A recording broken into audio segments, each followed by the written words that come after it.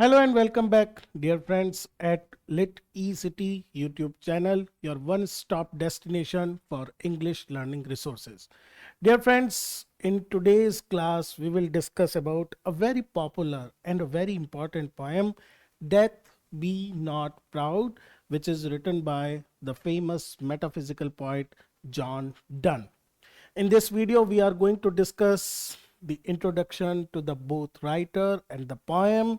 We will talk about line to line explanation. Each and every line I will try to explain. Then important figures of speech we will also discuss, and then form and the meter of the poem. So let's start this lesson. First, we will talk about the poet. The most important part of this video is about this writer John Donne. John Donne, 1572 to 1631, he was born into a Roman Catholic family. दोस्तों यहाँ मैं आपको एक चीज थोड़ा सा religious social background बताना चाहूंगा. During this period which is we can say the first part of the 17th century, इस पीरियड में इंग्लैंड के अंदर जो डोमिनेंट प्री डोमिनेंट रिलीजन था वो था एंग्लिकन चर्च को फॉलो करना. और जो कैथोलिक लोग थे they were considered rather they were treated in second handedly. वो माइनॉरिटी क्लास थी और जॉन डन का बर्थ एक कैथोलिक फैमिली में हुआ. कैथोलिक्स वर लार्जली परसिक्यूटेड, उनका काफ़ी उनको पुश करके रखा जाता था. उनके लिए बहुत सारे ऐसी चीज़ें थी जो they were not allowed to do. और इवन एजुकेशन और इन सारे सेक्टर्स में there was a sort of discrimination against them. It was जैसा लिखा हुआ इसमें time an anti Catholic feeling. Now देखिए बहुत इंपॉर्टेंट होता है जब आपका you are born and brought up in an environment that is hostile, जो जनरली आपके प्रति एक शत्रुता का भाव रखता है. वी कैन अंडरस्टैंड तब थोड़ा सा फर्क पड़ता होगा बच्चे के ऊपर. लेकिन because of his brilliant intellect and his ability to catch the stream, he in 1601, quite young age, he became a member of parliament, but his career was dashed when he eloped, secretly married with a just 17-year-old girl, Annie Moore. दोस्तों any मूर उनके ही जो pattern थे, mentor थे, उनकी daughter थी. And he was a very high profile person. तो obviously John Donne ने जब ये स्टेप उठाया तो it means all his political ambitions finished with this one step. तो यहाँ उनका एक करियर का बहुत इंपॉर्टेंट चेंज आया. ये भी एक इंपॉर्टेंट बात है. दो जो आज हम पोएम पढ़ रहे हैं, डेथ बी नॉट प्राउड, वो एक रिलीजियस पोएम है, but Donne is majorly known as a love poet.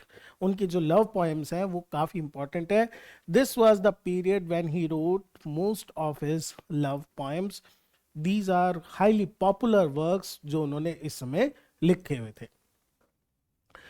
Around 1609, जो लगभग हम देख सकते हैं 8-9 साल बाद, he becomes quite mature now and he started to study theology, that is study of religion. और धीरे धीरे देखिए उन्होंने इतना इस फील्ड में भी एडवांस हुए. उन्होंने न केवल अपने आप को स्विच करा, एंग्लिकन चर्च के साथ अपना एफिलिएशन दिखाया, बल्कि वो बाद में सेंट पॉल नाम का जो एक बहुत बड़ा चर्च था वहाँ के डीन भी बने, which is one of the higher post in ecclesiastical orders. तो उन्होंने इस ड्यूरेशन में 19 होली सॉनेट्स लिखे. There are total 19. It's an important fact. और ये sonnets they were record of his religious meditation. जो उनके मन में डाउट्स थे, जो उनके मन के अंदर we can say struggle between a poet and a priest, जो एक ट्रेडिशनल हम यूज करते हैं द स्ट्रगल विच, क्योंकि पॉइट जो होता है he has a different mindset और प्रीस्टली ड्यूटीज जो होती हैं उसको कन्फाइन करती हैं. तो उन सब चीज़ों के बारे में. And these 19 sonnets, they represented the turning point in his career. ऐसा नहीं है कि सिर्फ सोनेट्स, बल्कि उन्होंने बहुत सारे सर्मन्स भी लिखे हैं, रिलीजियस सर्मन्स लिखे हैं जो बहुत बहुत पॉपुलर हैं, which are considered to be his non fictional writings. Donne is considered as the founder of the metaphysical school of poetry. दोस्तों यहाँ मैं आपको थोड़ा सा बैकग्राउंड बताना चाहूँगा, हालांकि it is a complete different topic, बहुत डिटेल में आपको इसकी स्टडी भी करनी पड़ेगी.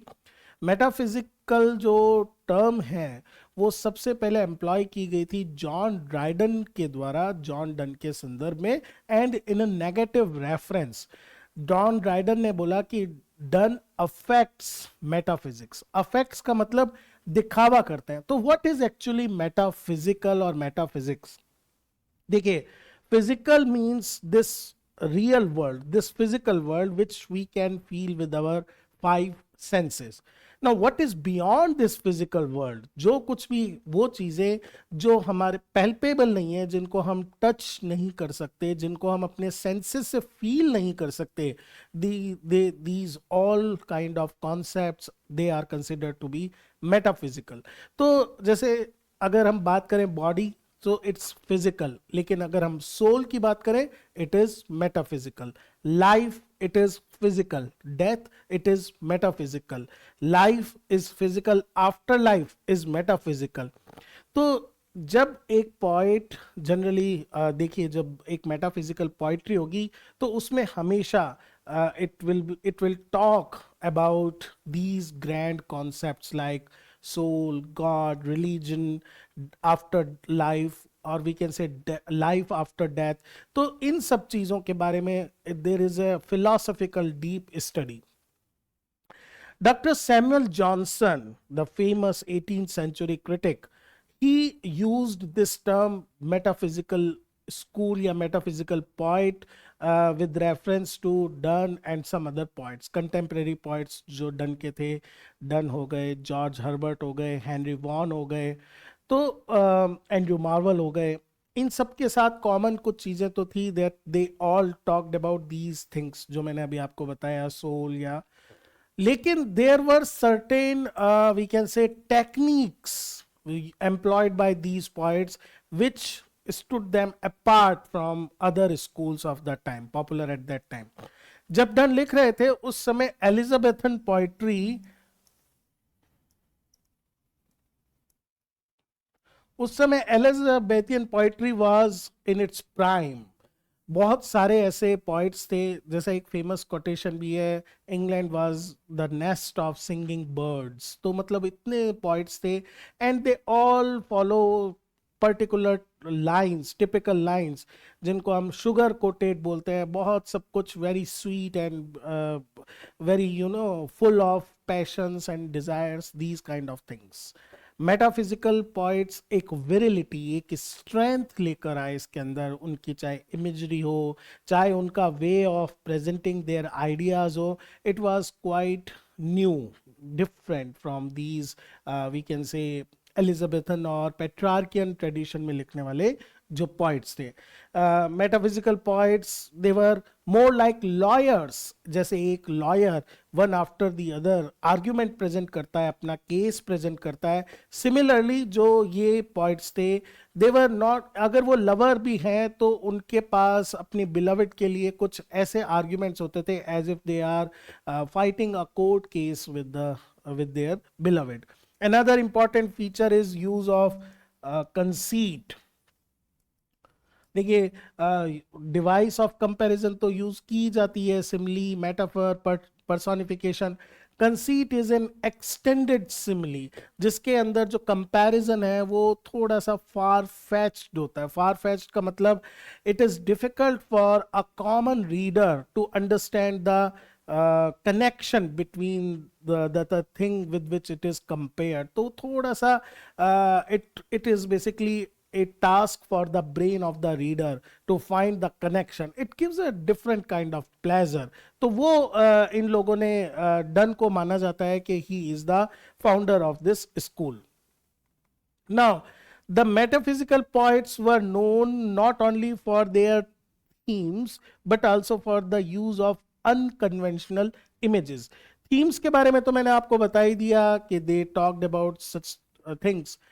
इमेजेस के बारे में कंसीड तो मैंने आपको बताई ही है इन देयर, जैसे ड्राइडन ने भी कहा और डॉक्टर जॉनसन ने भी इस चीज के लिए उनको क्रिटिसाइज करा कि उनका ऐसा लगता था कि होल एंडेवर, उनका जो मेन पर्पस था पोइट्री का, is not the display of emotion but rather display of their knowledge. जो उस समय के रीसेंट ट्रेंड्स थे जिसको आज अपन कहते हैं वायरल होती हुई चीज़ें, they employed those things, new learning, चाहे वो डिस्कवरीज हो, डिस्कवरी ऑफ न्यू कंट्रीज हो जो उस समय बिल्कुल स्टार्ट हुआ था, या फिर एस्ट्रोनॉमिकल, या फिर और केमिस्ट्री या एल्केमी, इस टाइप से हर फील्ड से वो इमेजेस ले रहे थे। And this made their poetry quite an exotic kind of work, जो बिल्कुल देखने में, जो रीडर्स को एक we can say it's a task, एक ऐसा काम दे देती थी कि रीडर जो है एक्सप्लोर करता रहे what can be the meaning of these particular poems. अब हम बात करते हैं पोएम के बारे में, डेथ बी नॉट प्राउड। दोस्तों, डेथ बी नॉट प्राउड एक सोनेट है। You all know sonnet is a poem of 14 lines. Origin जो इसका हुआ था इटालियन पोइट पेट्रार्क ने किया था।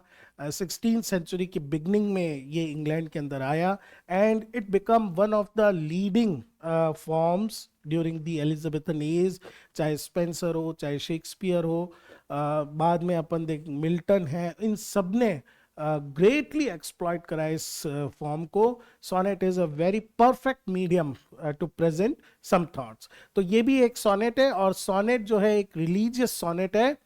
और डन के जो सोनेट्स हैं, या तो जो पोएम का सोनेट का फर्स्ट लाइन है उससे वो जाने जाते हैं, जैसे death be not proud, this is the first line, और उनकी कुछ नंबरिंग की हुई है, सो it is number 10।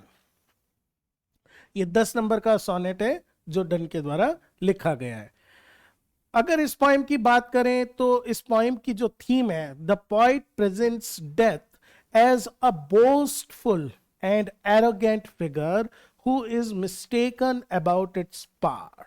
Now death को ट्रेडिशनली एक ऐसे फिगर के रूप में प्रेजेंट किया जाता है विच इज वेरी रेवर्ड, जिसका सब all mix with reverence, respect भी है और फियर। ऑब्वियसली डेथ को बड़े ही इस टर्म में, इस पर्टिकुलर वे में देखा जाता है कि डेथ इज ऑमनीपोटेंट, अभी देखेंगे, but quite in a shocking kind of manner the speaker of the poem claims that ये जो डेथ का मिस्टेकन है, death is mistaken about omnipotence। देखिए, omnipotent जो वर्ड है ये किस तरह से बना है, omni इसका प्रीफिक्स है और पोटेंट, ओमनी एक लैटिन प्रीफिक्स है जिसका मतलब होता है all, and potent means powerful. When we talk about attributes of God, जब भगवान के गुणों की बात करते हैं तो 3 गुण हम सब जानते हैं, सर्वशक्तिमान, सर्वज्ञाता और सर्वव्यापी।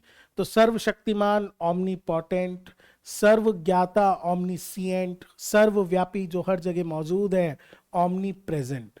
तो डेथ भी ऐसा मानकर चलती है कि it is omnipotent, it can overthrow, एक पर्टिकुलर वर्ड जो पोएम में भी यूज होगा, इट कैन ओवरकम एवरीबॉडी, चाहे कोई किंग हो, चाहे कोई भी हो, कितना भी पावरफुल हो। हम देखते हैं चाहे फिलोसोफर्स हो, चाहे राइटर्स हो, उनके बहुत सारे ऐसे वर्क्स हैं जिसके अंदर ये मैसेज होता है that death is the final destination. आप चाहे कोई भी हो, डेथ फाइनली आपको ओवरटेक कर ही लेगी। सो ये एक ट्रेडिशनल क्लेम है, लेकिन स्पीकर इस पोएम के अंदर इस पर्टिकुलर नोशन को, डेथ के इस प्रिजम्पशन को वो क्या करता है, वो इसको प्रूव करता है लाइक अ लॉयर कि डेथ का ये क्लेम बिल्कुल गलत है। तो यहां पर ये एक टिपिकल मेटाफिजिकल पोएम हो जाती है, because it tries to say something that is considered to be conventionally true, उसको ये प्रूव करना चाहती है that it is not true. And there are many rhetorical devices and the use of paradox. दोस्तों rhetorical devices वो literary devices होती हैं जिनका पर्पस होता है किसी पर्टिकुलर पॉइंट को या तो काउंटर करना या फिर एम्फेसाइज करना. इस तरह के लिए जब डिवाइसेस यूज की जाती है तो उनको हम rhetorical device कहते हैं. And I hope you know about paradox. A paradox is a statement which is self-contradictory. Self-contradictory होने का मतलब ये है दोस्तों कि on the surface ऐसा लगता है कि this statement is impossible, it is false, it can't be true. लेकिन when we look it deeply, when we try to read between the lines, जब हम उसके अंदर समझने की कोशिश करते हैं, we find some very deep seated truth in it. So it is on the surface it says something which is impossible, but inside it says something which is very much essential or basic. So this device is known as paradox. So let's move to our poem. We begin with the first line. Death, be not proud, though some have called thee. Speaker direct address करता है death को. And this is a device, ये एक poetic device है जिसको हम एपस्ट्रफी के नाम से जानते हैं. नाउ जब भी आप किसी एब्स्ट्रैक्ट आइडिया जैसे डेथ को, वेस्ट विंड को, स्प्रिंग को, समर को एड्रेस करते हैं या किसी ऐसे पर्सन को जिसकी डेथ हो चुकी हो और आप उसको ऐसे एड्रेस करते हो as if that person is standing in front of you, इस डिवाइस को हम बोलते हैं apostrophe. So it is a sort of address. ये पर्सोनिफिकेशन अपने आप हो जाता है क्योंकि आप उसको ऐसे एड्रेस कर रहे हो as if you are talking to a person, जैसे आप किसी पर्सन से बात कर रहे हैं. Be not proud, so it's like an order by the speaker. और जैसे हम कहते हैं कि दो लोगों के बीच में आर्ग्यूमेंट हो रहा है and one person he claims that yes I can do these kind of things और second person उसको counter argument करके कहता है be not proud, there is no reason for you to feel proud. एक typical rhetorical device होती है balance करना. तो बैलेंस करने के लिए दो, but, yet इस तरह से यूज किया जाता है कि death be not proud, death आपको प्राउड फील करने की जरूरत नहीं है. हालांकि दो some have called thee, there are people जिन लोगों ने जो तुम्हें मानते हैं, जो तुम्हें कहते हैं, mighty and dreadful. दो एडजेक्टिव यूज करता है डेथ के लिए कि बहुत सारे ऐसे लोग हैं जो तुम्हें क्या कंसिडर करते हैं, mighty which means powerful and dreadful. dreadful is something which invokes fear, जो आपके मन में डर को पैदा करे. so it is quite true. Generally लोगों के मन में डेथ को सुनते ही जो फीलिंग्स आती हैं वो ये आती है कि death is all powerful and death is quite dreadful.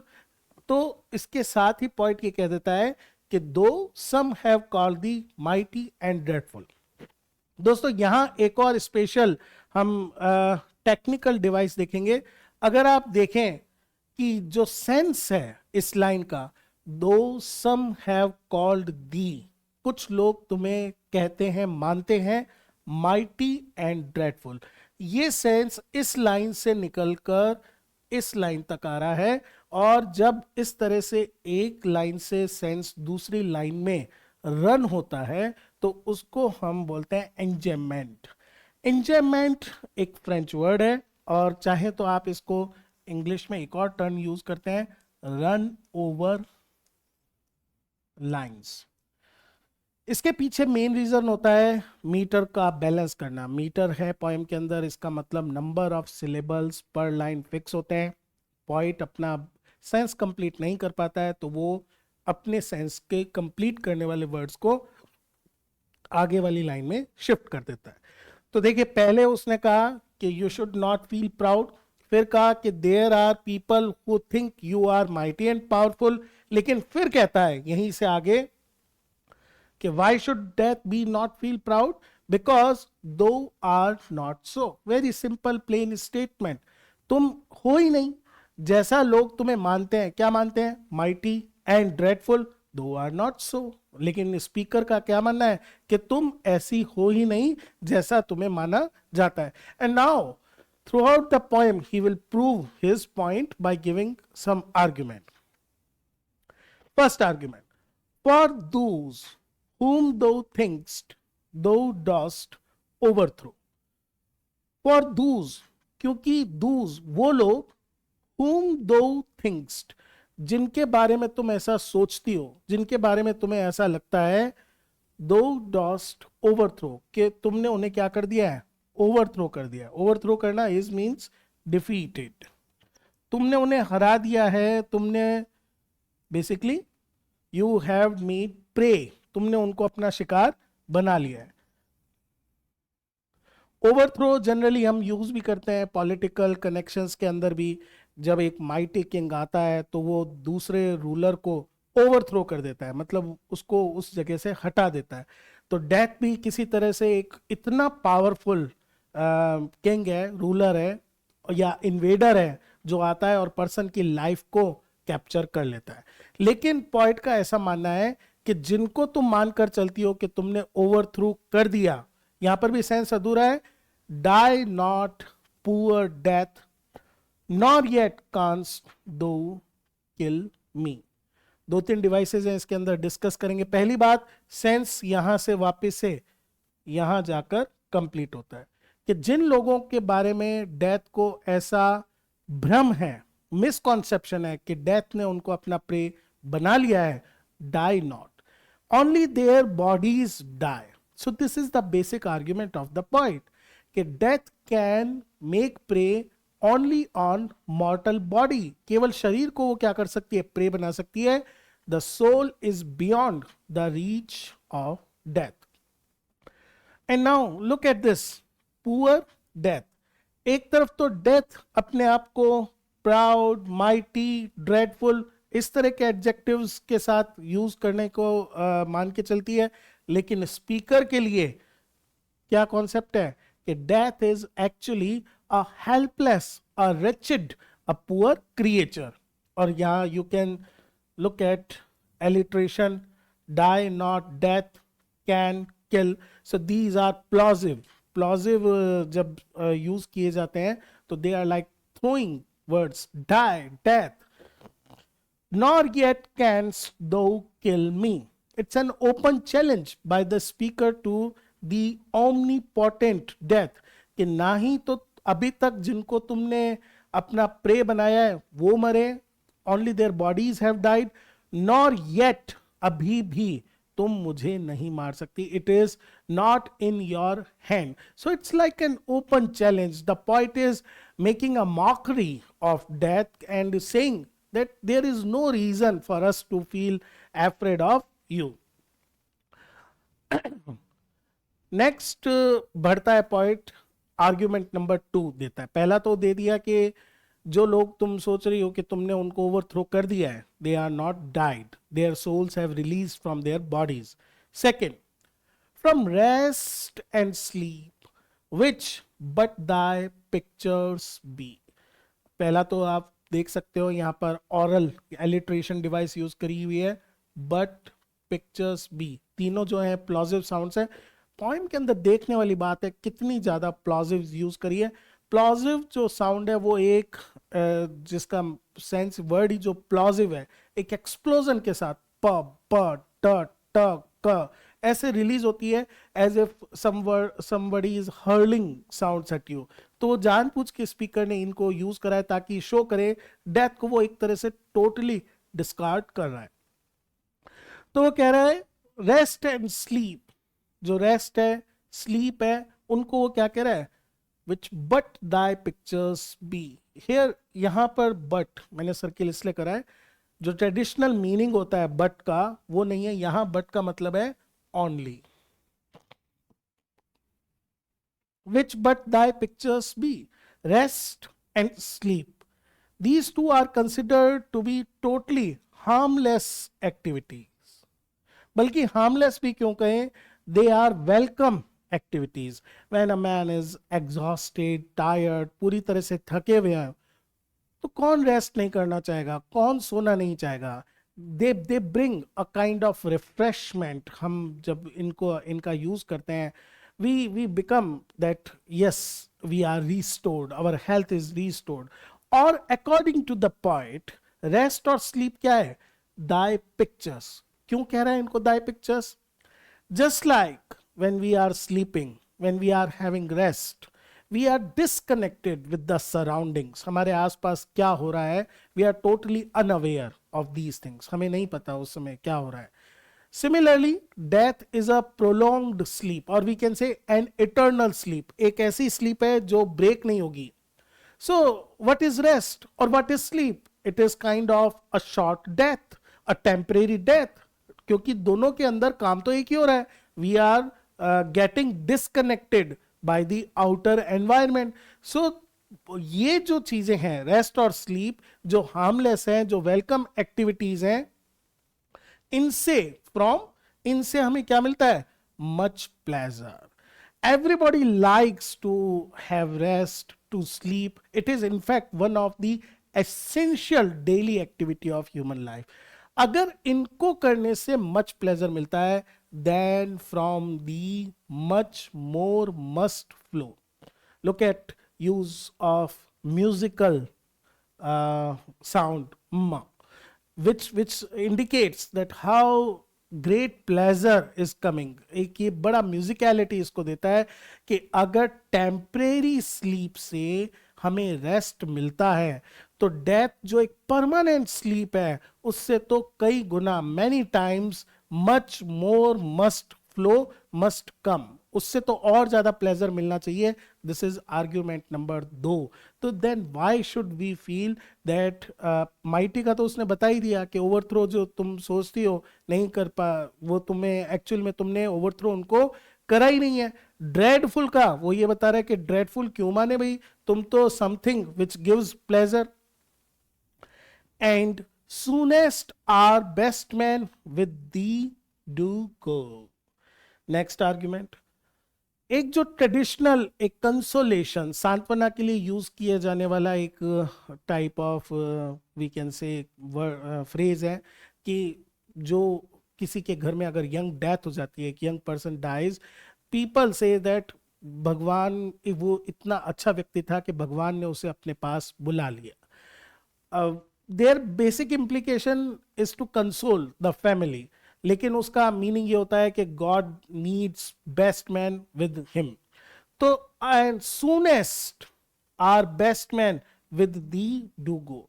जो अर्थ के ऊपर नोबल पर्सन्स हैं, वो अर्थ के ऊपर वेट नहीं करते, they want to go with you, क्योंकि तुम एक मीडियम हो जिस मीडियम के हेल्प से वो इस इल्यूजरी वर्ल्ड, मायावी संसार को छोड़ेंगे and can go back to heaven to serve God. तो जो बेस्ट मैन है वो राजी राजी, खुशी खुशी, अपनी इच्छा से विलिंगली तुम्हारे साथ जाते हैं। तो why should we consider you to be dreadful, something horrible, something terrible? तुम तो एक ऐसी चीज हुई which can help us। देखिए आगे वाली लाइन में बोलेगा भी कि तुम्हारे साथ जो हमारे बेस्टमैन क्यों जाते हैं, because rest of their bones and souls delivery. What do you provide? दो काम करते हो। बोन्स जो लगातार इस फिजिकल वर्ल्ड में एक्सर्शन की वजह से थक जाती हैं, उनको बेरी कर दिया जाता है। मॉर्टल बॉडी का ये बोन्स यहाँ पर बॉडी के लिए यूज में आ रही हैं, तो उनको तो परमानेंट रेस्ट मिल जाता है। और soul which was basically trapped in this frame of body, वो क्या हो जाती है? डिलीवर्ड हो जाती है, वो फ्री हो जाती है। So it's we can say perfect thing. तो जो बेस्ट मैन होते हैं वो वेट नहीं करते, वो इनवाइट करते हैं। They are always ready to go with death. If this is the case, why should one feel death is dreadful? So this is argument number 3 by the point. यहां पर देखिए एंड, अब हम देखेंगे कि एंड को कितनी बार पॉइंट ने यूज करा है, उसका रीजन भी है। Thou art slave to fate, chance, kings and desperate men. Argument number 3, in fact 4, कि दो अगर कोई माइटी है तो इट कांट बी स्लेव, अगर कोई इतना पावरफुल है तो वो किसी का स्लेव दास कैसे हो सकता है? But the point says thou art slave to fate, chance, kings and desperate men. एक का नहीं, दो का नहीं, तीन का नहीं, चार चार ऐसे टाइप्स हैं जिन जो डेथ को ऑर्डर करते हैं, जो डेथ को डिक्टेट करते हैं, जिनको डेथ को फॉलो करना पड़ता है। First, fate. It's a very common saying, भाग्य या दुर्भाग्य, मतलब किसी व्यक्ति अगर कोई भाग्यशाली है तो मौत के मुंह से निकल कर आना। दीज ऑल आर बेस्ड, ये जो ऑब्जर्वेशंस हैं वो इस चीज पर बेस्ड हैं कि some really lucky escapes happen. जब हम देखते हैं, न्यूज़ में पढ़ते हैं, पूरी फैमिली या बहुत सारे लोग they die in some natural disaster, a child survives, so it is all about luck. तो वहां डेथ का प्लान फेल हो जाता है, उसको फेट के आगे अपने आप को सबमिट करना पड़ता है। Fate decides who will die and who will survive. Similarly, chance, there are chances, accidents, and then similar to almost fate, और chance यहाँ पर कोई ज़्यादा अलग नहीं है। chance का भी मतलब यही है कि it is not logically we can say happening, it is by chance कि कोई person कहीं पर है and chance decides कि उस पर्सन को वहां होना उसके लिए। बहुत सारी बार हम ये पढ़ते हैं कि ओरिजिनल प्लान के अंदर जाना नहीं था, वहां गए तो उससे या तो बच गए या वो मर गए। Once again this is beyond the control of death. तो दो तो उन्होंने बात करी एब्स्ट्रैक्ट चीजों की। अब बात करते हैं पर्सन्स की। किंग्स, पहले वो लेते हैं हाई अथॉरिटी को। Kings, they are they control the fate of their subjects. King has complete control over his subject, जो उनकी प्रजा है। So king can order execution of a person, कि उसको behead कर दिया जाए, hang कर दिया जाए। King can save the life of a person, so once again death has to follow the dictate of the king। यहां तक भी चलो अथॉरिटी होगी, लेकिन he says desperate man, a person who is totally desperate, हताश हो चुका है, he has no hope left, और डेथ कह रही है कि no no no, I don't want to take you now, लेकिन desperate person commits suicide, death has to come and follow his dictate. और a desperate person can kill some other person. तो मतलब कोई ऐसा है ही नहीं जो हम कह सकें कि डेथ उसको कंट्रोल कर सके। एक्चुअली इतनी चार चीजें बताने के बाद स्पीकर ये शो करना चाहता है कि डेथ को ये एक बहुत बड़ा इल्यूजन है कि it controls destiny of living persons. In fact, there are other things which controls it. Endorsed with poison, war and sickness dwell. Once again, देखिए एंड जैसे देखिए क्यों ये बार बार यूज करा हुआ है, और अब हम डिस्कस भी करेंगे इसको। जैसे आर्ग्यूमेंट जब आप देना चाहें और आपके पास there is a long list, there is not one or two argument, आप कहें और ये भी है और इसके साथ ये है और इसके साथ ये है और इसके साथ ये है, this shows that there is no lack of argument. वही स्पीकर कर रहा है, इसीलिए आप वो देखना हर लाइन स्टार्ट करेगा एंड से। Dost with poison, war and sickness dwell. ये वर्ड्स यूज करके जो स्पीकर शो करना चाहता है, the sick company in which death lives. Death की जो कंपनी है वो भी इतनी सिक है। Obviously poison which causes death, war which causes death on a mass scale, sickness which once again becomes the reason of death। तो point कह रहा है, स्पीकर ये बोलना चाह रहा है कि look at this company is so sick, this company doesn't have anything positive about it। और तब तुम्हारे बारे में हम ऐसा सोचें, you are dreadful, look at your shabby company, and poppy or charms can make us sleep as well। वापस and, और यहां पर ये क्या कह रहा है कि अगर sleep which is like a picture of death, Poppy which is basically a kind of drug जो ओपिएट करता है, जो नींद लेकर आता है, एक टाइप का सोमनाबुलिक है, चार्म्स जादू टोना, इनके मीडियम से भी can make us sleep as well, उनसे भी जो पर्पस है डेथ का वो अचीव हो सकता है। तो फिर why we should think about this poor and sick company, जब कुछ अच्छी चीजों से भी वही रिजल्ट हम ले सकते हैं। and better than thy stroke, why swellest thou then? और इनफैक्ट वही का वही जो रिजल्ट है वो पॉपी से भी अचीव किया जा सकता है, वो चार्म से भी अचीव किया जा सकता है। तो डेथ का जो स्ट्रोक है, जो पेनफुल है, why should one suffer from it? One should rather take a drug which put him into sleep rather than wait for the stroke of the death. So once again the poet says that all these things make one thing clear, that there is no reason for death to swellest. Swellest is दम्ब से, घमंड से, फूल जाना, floated, basically bloated हो जाना. I used word floated by mistake. It is bloated. Bloat हो जाना, क्योंकि misconception अपने बारे में इतने पा लेना, जबकि पॉइंट एंड देखिए ये जो फिगर ऑफ स्पीच है, when we repeat a particular word again and again either in a line or in a quatrain or in poem, it is known as anaphora.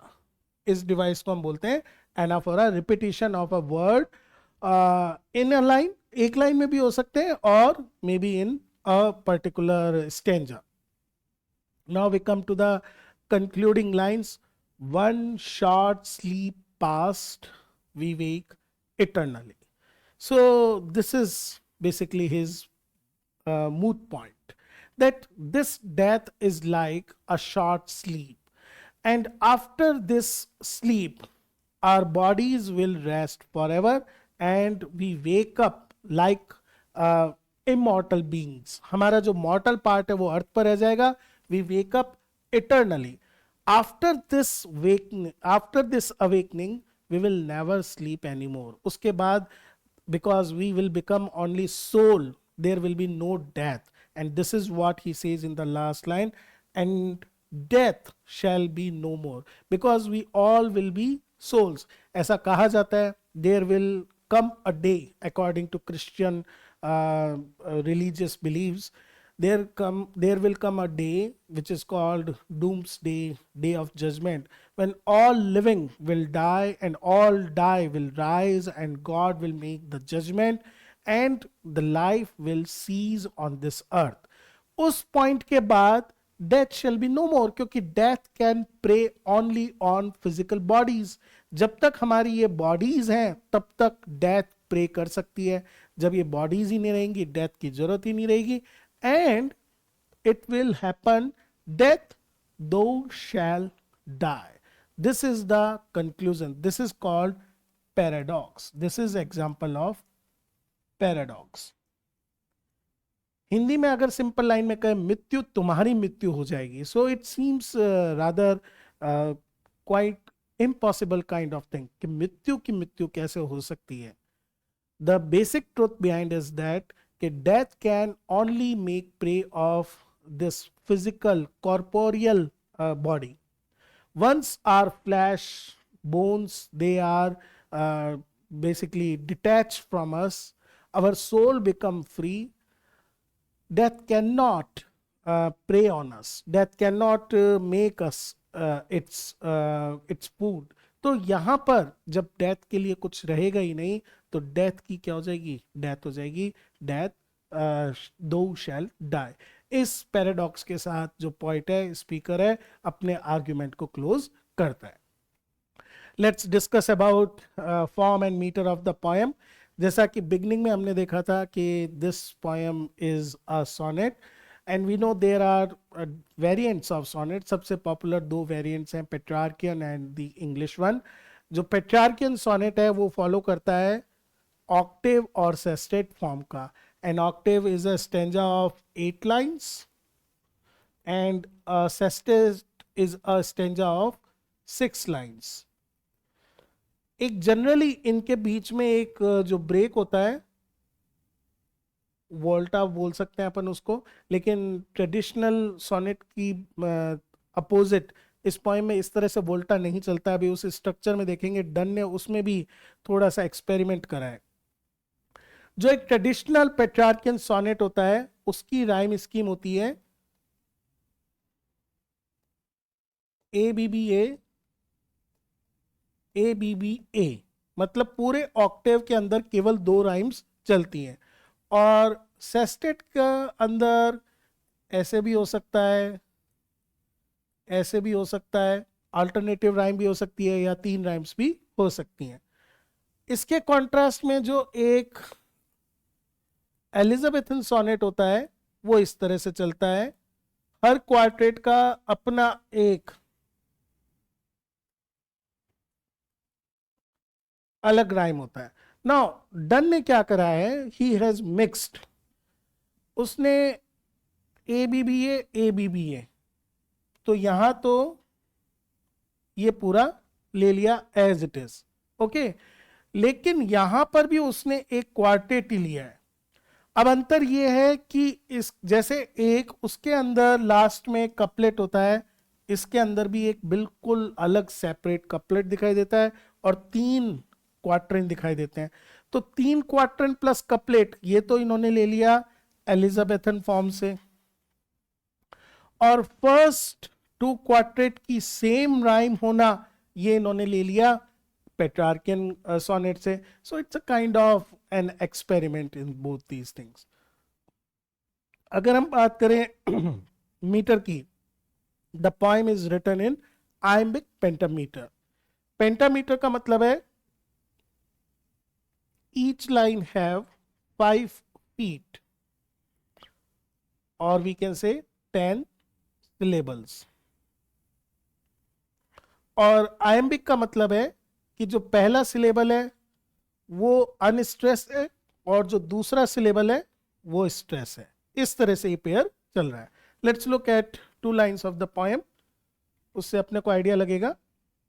अगर हम ये देखें, कोई सी भी आप ले सकते हैं इसके अंदर, and dust with poison, war and sickness dwell। तो आप देखेंगे unstress 1, stress 1, 2, 2, 3, 3, 4, 4, 5, 5। Similarly and 1 poppy, stress, और unstress, charms, stress, can, unstress, make stress, us unstress, sleep stress, as unstress, well stress। So there are 5 pairs of this combination। तो poem के अंदर this is basically the meter of this poem। Okay friends, that's all in today's class. I hope you enjoyed this lecture. Very soon we will come with some other videos, some more poems. Till then, keep watching, keep supporting. Thank you, dear friends.